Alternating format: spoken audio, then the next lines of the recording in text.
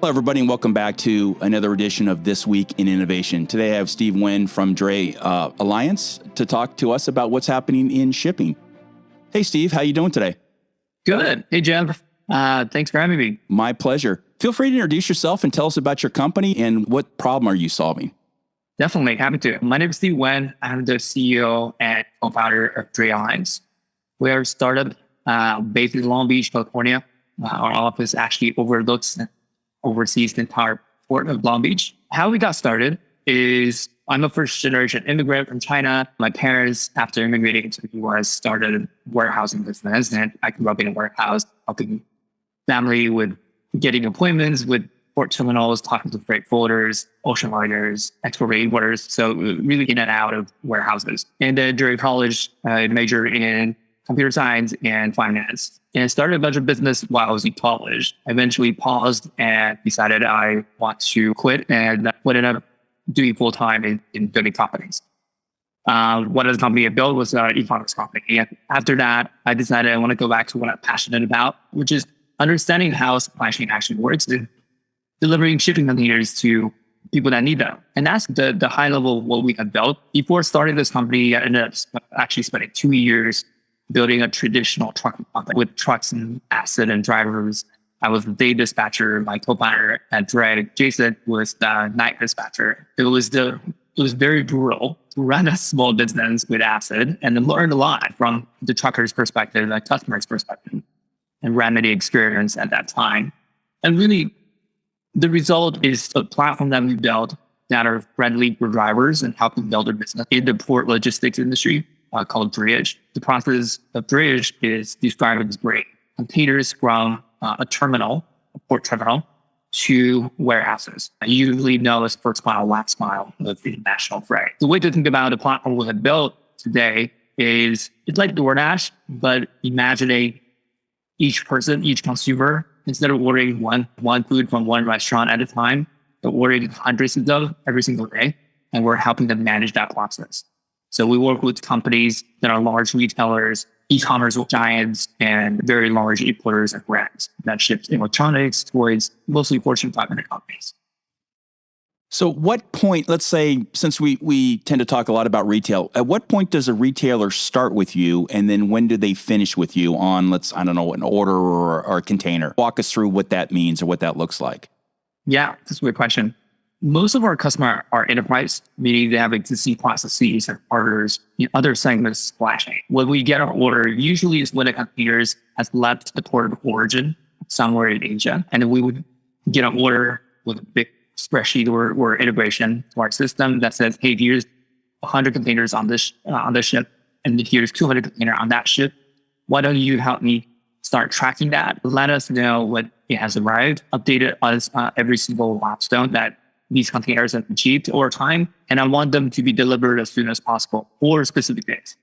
And we would manage the entire process from there, going, from discharging, unloading from our ship to the port terminal, all the way to securing drivers and delivering that container full of goods to their warehouses of choice. A lot of times these are 20, 30 different local warehouses of their choosing.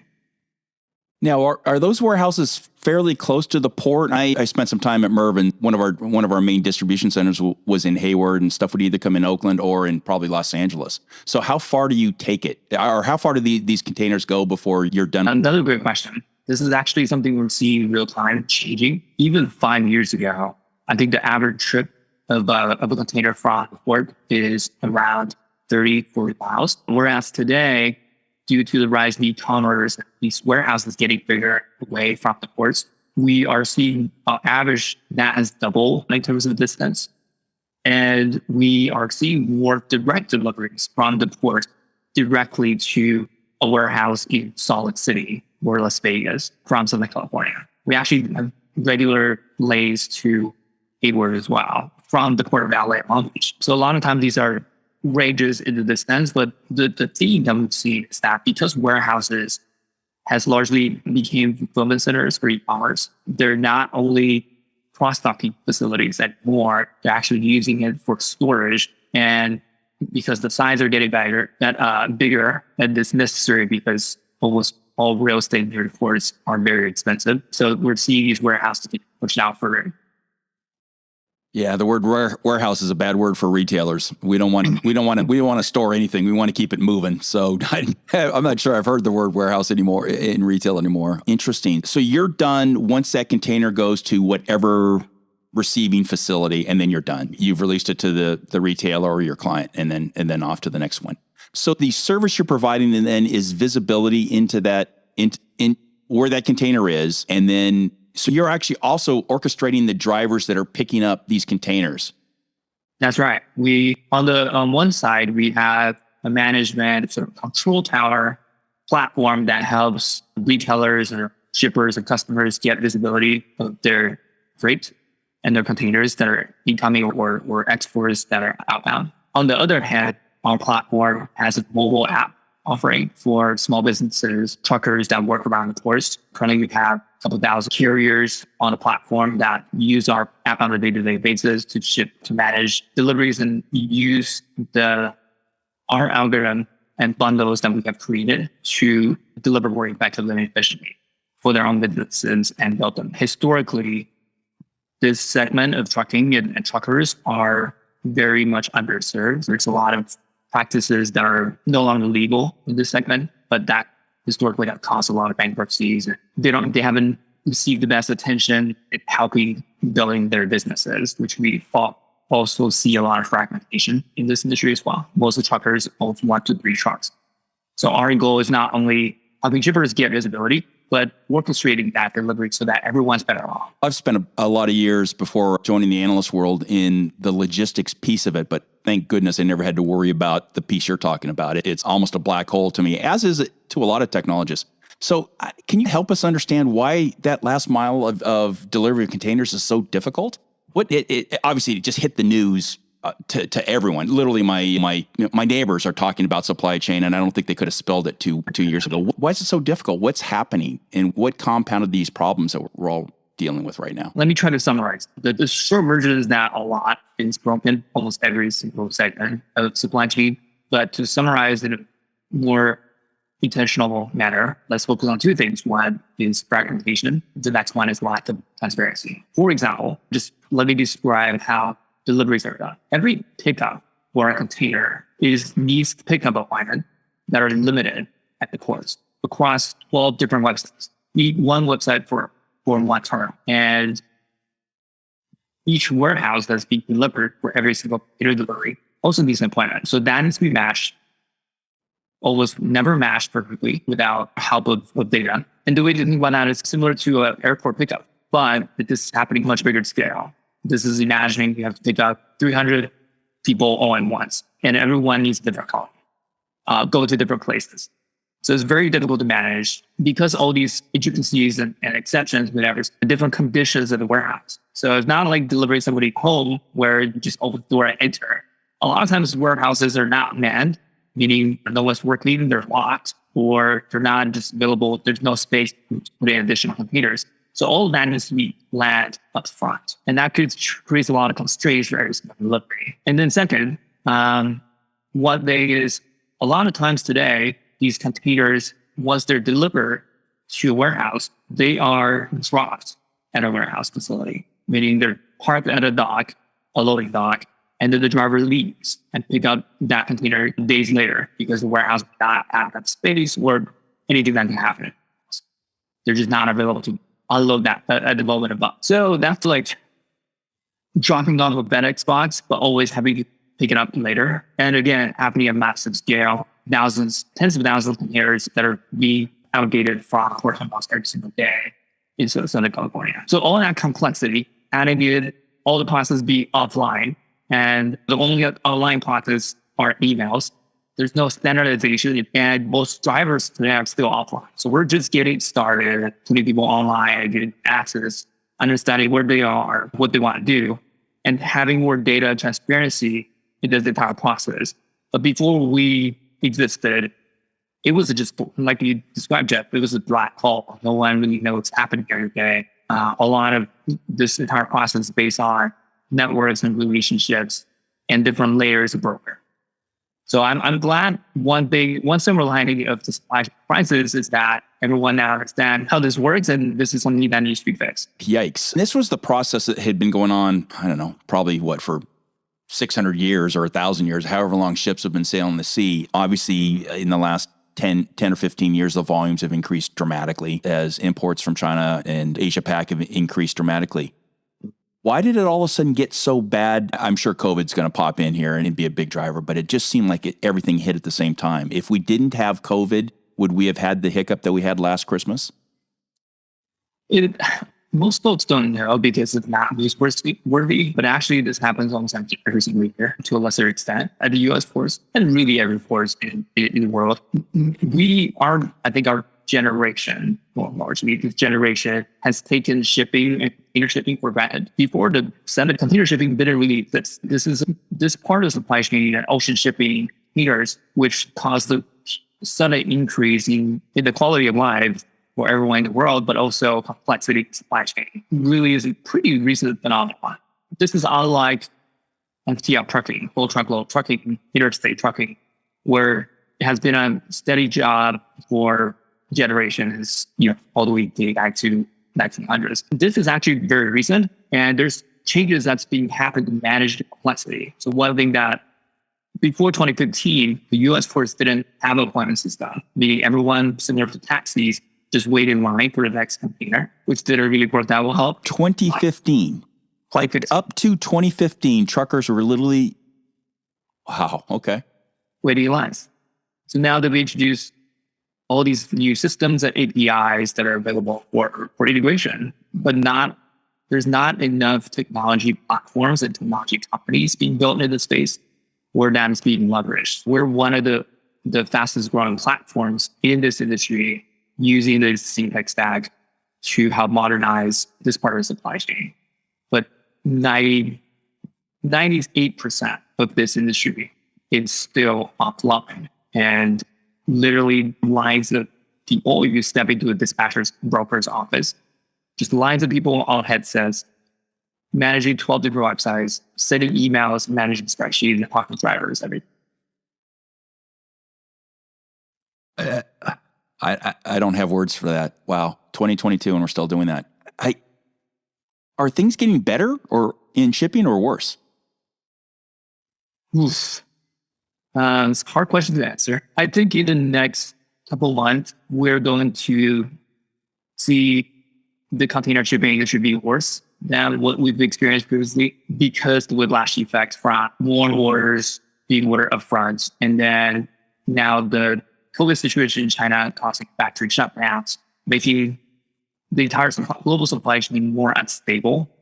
When that happens, we see U.S. shippers and U.S. consumers ordering more because they're worried about shortages, especially with the upcoming holiday season later this year and back to school in September. So the latter half of the year is when volume picks up. We're still seeing ships waiting on to close, so that's not really getting it. That doesn't make me feel good about where we are currently because the normal thing that there shouldn't be any ships. So I would say in the short term, in 2022, it doesn't look like ocean shipping and container shipping is going to get better for it, at least in the US Pacific side. Maybe we're going to see some easing starting, later half. So maybe let's unpack that a little bit. What's actually happening in the container shipping crisis and we kind of asked that, but let me ask it a little more bluntly. How is that different from 2019? So what's happening in this crisis? It's actually very similar to 2019, 2020. 2019 is, so the shipping world works in a specific seasonal pattern, and everyone around the world works in that pattern every single year. So it doesn't deviate much year over year. When we start to see more challenges was when Trump was president, we're seeing the trade war happening. That started to disrupt some of the trade patterns. And then following on COVID, that completely changed how shipping pattern works in the world, which most people don't understand how complex and dependent each process is on each other. It's a very complex system itself. And honestly, no one in the world really understands supply chain everyone understands a little bit, and they, that's the whole supply chain, but it's really that whole supply chain. There's no way to understand how changing one part really moves everything else outside. But what really happened is the demand for goods is much higher from US consumers. And that came really quickly and really fast. So the demand surged in short term. And we were not good at managing that type of surge in consumers' demand. And coupled with COVID hitting at that time, where US workers were getting sick in the warehouse, so have a shortage, which has continued for completely different reasons now, but still there's a shortage in warehouses slowing things down. Meaning warehouses are 100%. We're seeing some warehouses be under 30% full. And what that causes containers, after being picked up from port to delivered to warehouses, being stored for longer outside of warehouses. And there are these things called chassis that are the wheels of containers that are not part of the container. But when a container is stuck in a warehouse, no one has the equipment to move the container off of the chassis, which means now the chassis are being held hostage under the container at these warehouses, and they can be returned. How inbound supply chain works at ports is that the chassis are a shared pool, a shared resource. When there's regular inbound and outbound, we're fine. There's always a steady inflow and outflow of chassis we use and not use, fix, and that was broken. With those chassis to pick up containers from the ports, there are more delays for containers to discharge and get out of the port. You see, we had truckers at the beginning of the pandemic waiting for 2 days in line for chassis to pick up a container that they can see right there. But they couldn't because there's no wheel to attach to the container to move them. So that becomes a cycle and works itself in a negative reinforcing way. And here we are today, still in that cycle. How many different issues are wrapped up here? Probably at least COVID, volume 2, warehouse space 3, chassis 4. There's other thing that I think that the Federal Rate Commission looked to, which is the feature lines. Ultimately, some of the chassis, they're not like and but there's talks of development power there that are being concerned. So yeah, a bunch of these are all marketing parts, supply chain prices. What needs to change to prevent this problem from occurring again? I really hope I'm wrong. I do too, but I don't think you are. Let's talk about changes. I think looking forward, there are ways to prevent it. And it comes in the two forms of physical and digital infrastructure. And physical is in creating more. Right now, one big problem is that the two major ports that can unload the post-Panama container ships, which are the largest one today, and will eventually get to everyone moving to these type of ships, housing 10,000 TEU or plus on a single ship. TEU means 20 equivalent unit, usually are the measurement for containers. So this 10,000 means 5,000 to 10,000 containers on one single ship. The US doesn't have infrastructure to unload those containers at every single port. We should, but we don't. So we need to create more ports that are available simply to unload those containers. I'm sorry, you said create more ports. Is that possible? How do you change that? We have ports, but they do not unload. Okay. Things. So add infrastructure to existing facilities to handle. Right. And the second is digital infrastructure. So we have established a framework of how to work around ports, appointments, and unloading the schedules. There are efforts, automation, of course, but it's important to create a digital infrastructure that allows everyone to share data. Imagine a world where a port knows what's the percentage of capacity that a warehouse has. So instead of directing that container to be unloaded now, maybe another container should be knowing how much space is outside of the port. Most containers, instead of going to rapid warehouses today, there's usually a stop in between. There are storage units, stop off for a container to be stored until the warehouse is ready to receive. There are also things like shipping patterns. When does the ship arrive at which port terminal? Could create changes to what color boxes can be brought to different terminals. And there's a lot to navigate there as well. Currently, that changes every couple of hours and it's being posted on a website and no one's being notified of that many changes. So you can have a feed box that can only return to terminal 8 and no one tells you, but hey, while you're driving to the port terminal, That changed.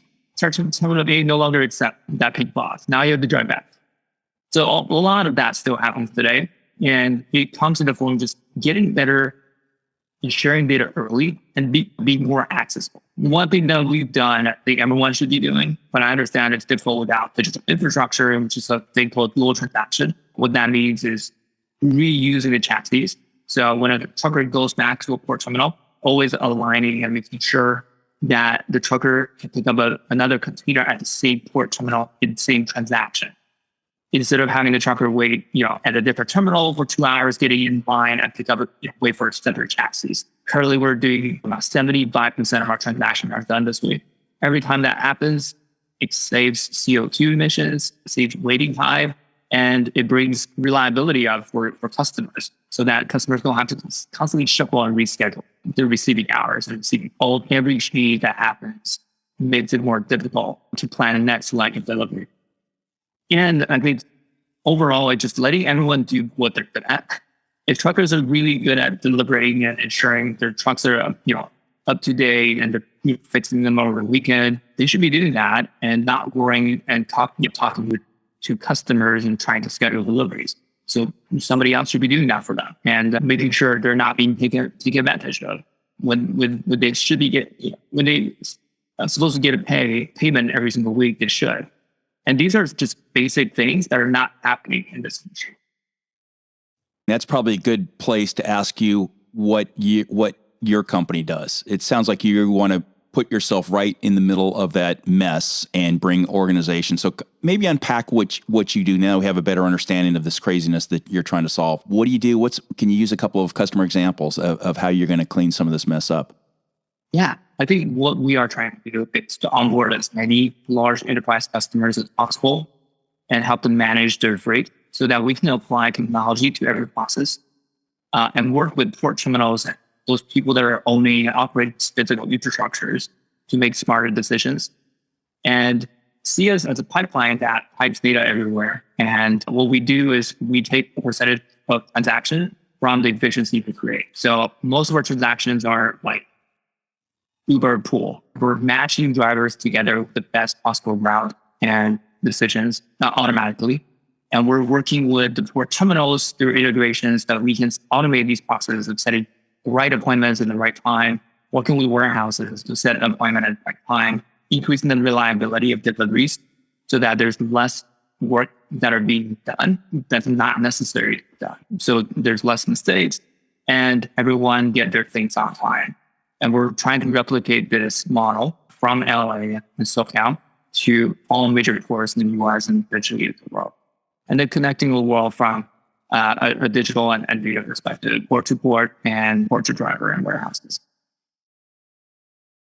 Are you optimistic you're going to get it done? Yeah, we're making really good progress. I'd be disappointed if you didn't say yes. So long, couple of years, hopefully you'll have your platform that would just, if you just, your big big savings are going to come from the truckers that can just get in and out faster because they're not in queues because they know the window for them is whatever time frame. So there's a big savings there, obviously. Probably a big environmental savings too. I can't imagine living around all these trucks sitting around everywhere. So congestion, the enterprise customers have better visibility in where their stuff is. They can plan. The warehouse folks can figure out if they're spacing. Do we need to go to a third shift today because we've got this big load coming in, which is a person that used to run a distribution center. I can't imagine what a nightmare this is, not knowing what staff you need to process all that freight. So you're bringing some eyes into a problem that hasn't had eyes at this point. Yeah, we're making good progress towards our goal. But the industry is massive. Although we're moving very fast and growing very fast, we've grown from 30 people to 130 people today in 1 year. Last year, the company is about 4.5 years old, raised about $50 million total. And now we're moving a few thousand containers every single month for some big customers and still growing about 300% every single year. So making good progress, but barely touching the surface. Fantastic.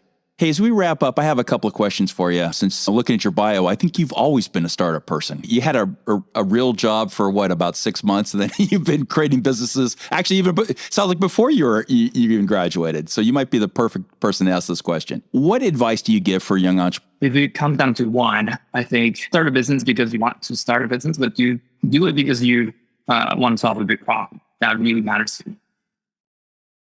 What skills do you use now? Do you wish you would have paid more attention to when you're back in college or at the early part of your career? You're still early in your career. Let's go back to college. What are you doing? What do you wish you would have paid more attention to? I wish I paid more attention to maybe on response. And it's very current. So this is every stage you're building a company, different skill sets are required. And I think at our current stage, one thing that I wish I knew more, have learned more is marketing, because we've done a lot of it, but not enough people know about us.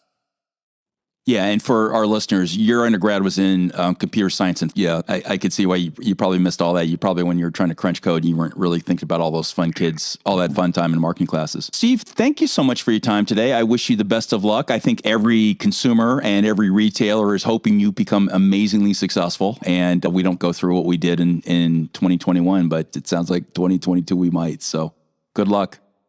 Thanks, Jeff. That was fun.